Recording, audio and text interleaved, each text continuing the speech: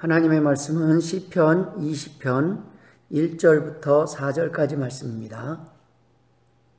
환난 날에 여호와께서 내게 응답하시고 야곱의 하나님의 이름이 너를 높이 드시며 성소에서 너를 도와주시고 시온에서 너를 붙드시며 내 모든 소재를 기억하시며 내 번제를 받아주시기를 원하노라. 내 마음의 소원대로 허락하시고 내 모든 계획을 이루어 주시기를 원하노라. 아멘. 할렐루야. 오늘은 지난주와 같은 본문으로 내 마음의 소원대로 허락하시고 라는 같은 제목으로 두 번째 은혜를 나누기를 소망합니다. 지난주에 같은 본문, 같은 제목을 가지고 나눴던 은혜가 하나님께서는 우리의 소원대로 허락하시고 우리의 모든 계획을 이루어 주시기를 그 누구보다 원하신다는 분이라는 것입니다. 그런데 그럼에도 불구하고 하나님께서 왜 이리도 우리 마음의 소원과 계획에 침묵하시는 것처럼 느껴질 때가 많을까요? 사람들이 자신의 소원과 계획에는 하나님의 도심을 구하면서도 정작 하나님의 소원과 계획에는 관심이 없기 때문입니다. 오늘은 하나님의 소원과 계획이 무엇인지 함께 나누기를 소망합니다. 하나님의 소원은 소제와 번제, 즉 예배의 회복입니다. 창조주 하나님은 피조물의 예배를 받으시기 원합니다. 왜냐하면 이것이 하나님이 인간을 창조하신 이유이기 때문입니다. 이사야 43장 21절에 이 백성은 내가 나를 위하여 지었나니 나를 찬송하게 하려 함이니라 라고 말씀하셨습니다. 하나님께서는 우리가 믿음으로 드리는 소제와 번제를 받으시기를 원합니다. 시편 20편 3절 오늘 본문에 내 모든 소제를 기억하시며 내 번제를 받아주시기를 원하노라 라고 기록되어 있습니다. 하나님은 하나님의 백성들의 예배가 회복되기를 원하십니다. 무너진 제단이 수축되기를 원하십니다. 먼저 하나님이 원하시는 예배가 회복되어야 합니다. 여러분, 하나님께 드리는 제사와 예배는 하나님이 내려주신 구원의 동아줄입니다. 하나님이 전하시는 구원의 메시지입니다.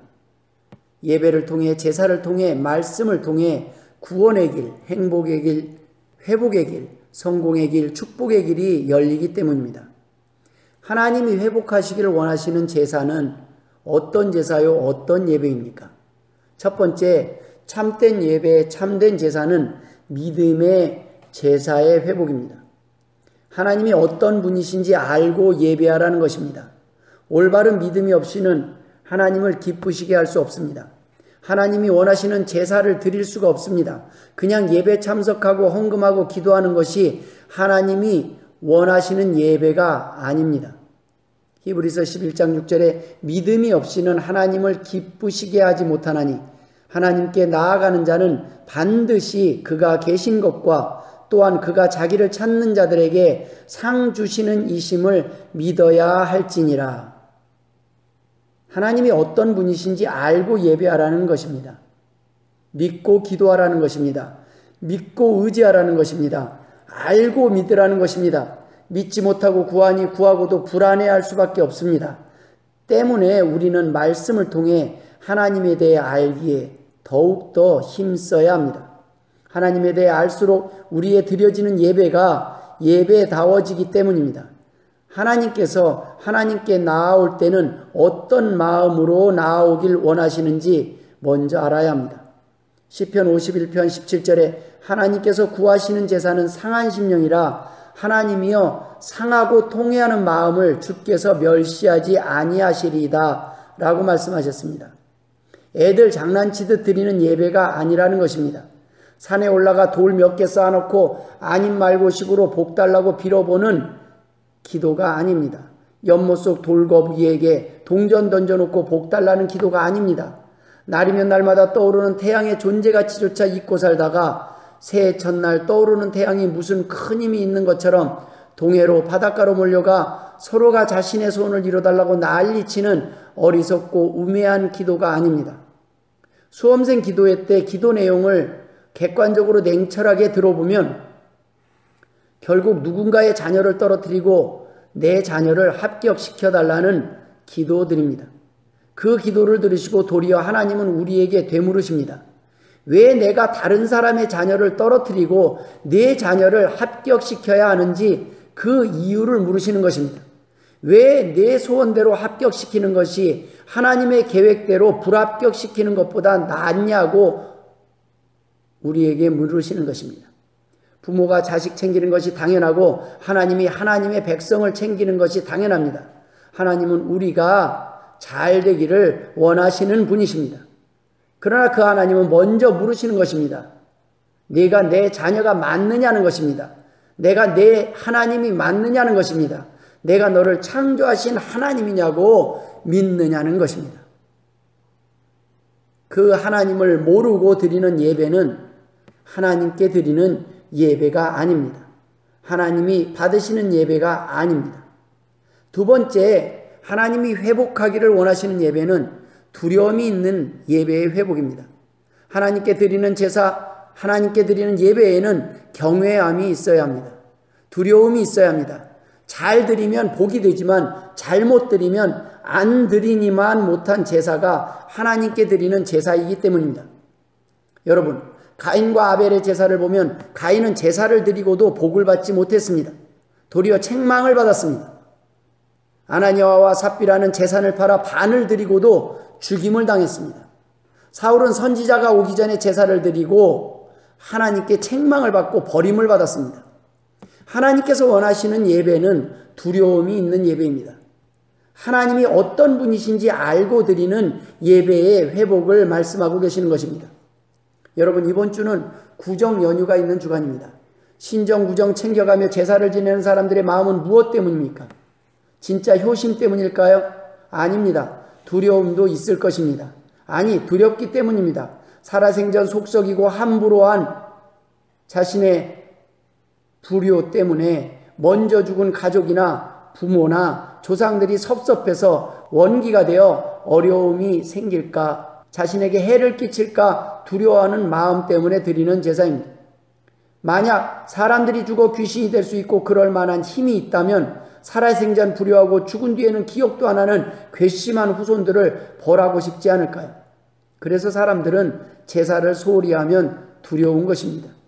구정을 앞두고 귀신을 찾아 제사를 준비하는 하나님을 모르는 불신자들의 제사에도 두려움이 있습니다. 하물며 하나님께 드리는 제사에 두려움이 없는 것이 문제입니다. 시편 145편 19절에 그는 자기를 경외하는 자들의 소원을 이루시며 또 그들의 부르짖음을 들으사 구원하시리로다 라고 기록하고 있습니다. 경외하는 자들의 소원을 이루신다고 했습니다. 두려워하는 자들의 소원을 이루신다고 했습니다. 하나님께 드리는 제사 예배에도 두려움이 있어야 한다는 것입니다. 드려도 되고 안 드려도 되는 제사 예배가 되어서는 안 됩니다. 하나님 없이 사는 삶이 두려워서, 여호와 하나님의 외면이 두려워서 꼭 드릴 수밖에 없는 제사입니다.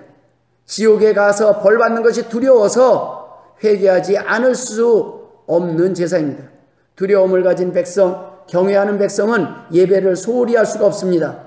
회개하지 않을 수가 없습니다. 하나님 앞에 돌아오지 않을 수가 없습니다. 끝까지 고집하고 버틸 수가 없다는 말씀입니다. 내 소원에 침묵하시는 하나님께 땡깡 피우는 자녀의 모습이, 내 소원에 침묵하시면 하나님을 떠나겠다고 협박하는 자녀의 모습이 오늘날 우리의 모습은 아닙니까? 모쪼록 하나님께 예배드릴 때 경외하는 마음이 회복되시길 주의 이름으로 축원드립니다. 세 번째, 하나님께 드리는 제사에는 반드시 제물이 있어야 합니다. 감사가 있어야 한다는 말씀입니다. 시편 50편 23절에 감사로 제사를 드리는 자가 나를 영화롭게 하나니 그의 행위를 옳게 하는 자에게 내가 하나님의 구원을 보이리라 라고 말씀하고 있습니다. 모든 하나님의 구원과 하나님이 소원을 들어주시고 그 계획을 성취하는 것 이전에는 감사로 드리는 제사가 전제하고 있다는 말씀입니다. 먼저 예배의 회복이 전제되고 있다는 말씀입니다. 먼저 하나님의 소원에 관심을 가져야 된다는 말씀입니다. 감사는 만족의 표현입니다. 하나님께 대한 신뢰의 표현입니다. 어떻게 한 달에 10만 원도 벌지 못했는데 감사할 수 있겠습니까? 어떻게 지금 경제적으로 마이너스요, 대출 받아서 근근히 살아가고 있는데 몸이 아프고 병이 들고 힘든데 어떻게 감사할 수 있겠습니까? 하나님의 계획에 대한 믿음, 하나님의 구원에 대한 믿음과 신뢰가 있을 때 우리는 감사를 회복할 수 있습니다. 비로소 감사의 제사를 드릴 수 있습니다. 잘 될 거야가 아니라 잘 되고 있다는 확신이 있을 때 우리는 감사를 회복할 수 있습니다. 비로소 감사의 예배를 하나님께 드릴 수 있다는 말씀입니다. 사르밧 과부는 마지막으로 자녀와 함께 먹고 죽으려던 마지막 식량을 믿음으로 하나님의 선지자를 위해 떡을 만들어 먼저 드리고 나서 흉년 내내 통의 가루와 병에 기름이 떨어지지 않는 기적을 보게 되었습니다. 모두가 힘들어하는 기나긴 흉년 중에 먹을 것이 떨어지지 않았다는 말씀입니다. 열왕기상 17장에 당신의 하나님 여호와께서 살아계심을 두고 맹세하노니 나는 떡이 없고 다만 통에 가루 한 움큼과 병에 기름 조금뿐이라 내가 나뭇가지 둘을 주워다가 나와 내 아들을 위하여 음식을 만들어 먹고 그 후에는 죽으리라. 엘리야가 그에게 이르되 두려워하지 말고 가서 내 말대로 하려니와 먼저 그것으로 나를 위하여 작은 떡 한 개를 만들어 내게로 가져오고 그 후에 너와 내 아들을 위하여 만들라 라고 기록하고 있습니다. 여러분, 오병이어의 기적은 자신의 식사를 포기한 이름 없는 한 아이의 헌신을 통해 일어났습니다. 요한복음 6장에 여기 한 아이가 있어 보리떡 5개와 물고기 2마리를 가지고 있나이다. 그러나 이것이 이 많은 사람에게 얼마나 되게 했사옵나이까. 요한복음 6장에는 그들이 배부른 후에 예수께서 제자들에게 이르시되 남은 조각을 거두고 버리는 것이 없게 하라 하심으로 이에 거두니 보리떡 5개로 먹고 남은 조각이 12바구니에 찼더라 라고 기록하고 있습니다. 여러분, 기적은 믿음의 헌신을 통하여 경험할 수 있습니다. 거지 나사로는 대문 밖에서 병들어 굶어 죽어가면서도 하나님을 원망하지 않았고 욥은 온갖 환난과 심한 질병 속에서도 하나님을 신뢰했습니다. 이러한 삶 속에서의 헌신이 삶을 통한 고백이 하나님께서 원하시는 소재요 번제라는 말씀입니다. 성경의 제사, 하나님이 원하시는 제사에는 반드시 제물이 필요합니다. 예배에는 예물이 필요하다는 것입니다. 하나님께 드리는 예물은 우리에게 허락하신 모든 것이 하나님의 것임을 고백하는 증거요, 우리의 목숨이, 생명이 하나님의 것임을 고백하는 증거이기 때문입니다. 말씀을 마무리 짓도록 하겠습니다. 하나님 앞에 제사를 드릴 때는 살아서 들어갈 수 없는 것이 성소였습니다. 살아서 드릴 수 없는 것이 제사요 예배였습니다. 그리스도와 함께 나도 드려져야 온전히 드려지는 산 제사인 것입니다. 주님만 십자가에서 돌아가셨기에 문제입니다. 나와 관계없는 십자가가 문제입니다. 그 십자가에 나도 함께 죽어야 합니다. 내가 살아서 드리는 예배가 문제입니다. 나도 죽어서 드려져야 한다는 말씀입니다. 갈라디아서 2장 20절에 내가 그리스도와 함께 십자가에 못 박혔나니 그런즉 이제는 내가 사는 것이 아니요 오직 내 안에 그리스도께서 사시는 것이라. 이제 내가 육체 가운데 사는 것은 나를 사랑하사 나를 위하여 자기 자신을 버리신 하나님의 아들을 믿는 믿음 안에서 사는 것이라 라고 고백하고 있습니다. 여러분이 살아가서는 안 됩니다. 주님이 살아가시는 겁니다. 주님이 여러분의 몸을 사용하시는 것입니다. 여러분의 재물을 사용하시고 여러분의 남은 인생을 사용하시는 것입니다. 그래서 함부로 죽어서도 안 됩니다. 함부로 포기해서도 안 됩니다. 주님을 위해서 사용하도록 하나님께 우리 자신을 온전히 드려야 하는 것입니다. 이것이 우리가 회복해야 할 제사요 예배입니다. 그리스도를 위하여 죽은 자가 드리는 소원은 하나님을 위한 소원밖에 없습니다. 구원의 하나님을 믿고 드리는 기도는 소망의 기도요, 믿음의 기도요, 기쁨의 기도입니다. 내 모든 것을 팔고 다 드려도 후회가 되지 않는 믿음입니다. 아니, 정확하게 말씀드리면 주님의 것을 드리고 주님의 것을 사용하는 것뿐입니다. 이러한 믿음의 제사를 드리기 위해서는 우리는 하나님이 어떤 분이신지 잘 알아야 합니다. 우리는 기록된 계시의 말씀 성경을 통해 하나님에 대해 알 수 있습니다. 로마서 10장 17절에 그러므로 믿음은 들음에서 나며 들음은 그리스도의 말씀으로 말미암았느니라 라고 기록하고 있습니다.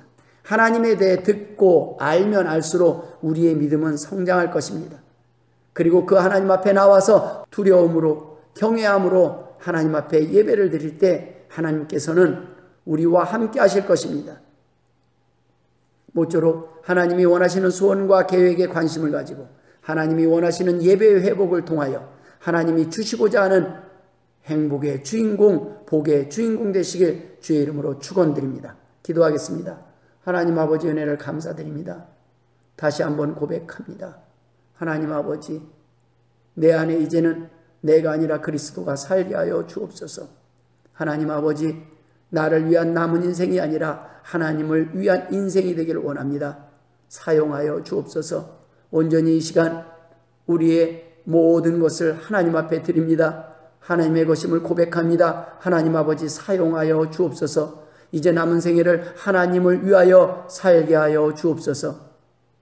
이제는 우리 구주 예수 그리스도의 은혜와 아버지 하나님의 극진하신 사랑하심과 성령님의 감화 감동 역사 충만하심이 이후로는 우리의 소원을 내려놓고 하나님의 소원에 관심을 가지고 하나님의 소원대로 살기를 소망하는 주의 백성들과 자녀들 머리머리 위에 이제로부터 영원토록 함께 있을지어다. 아멘.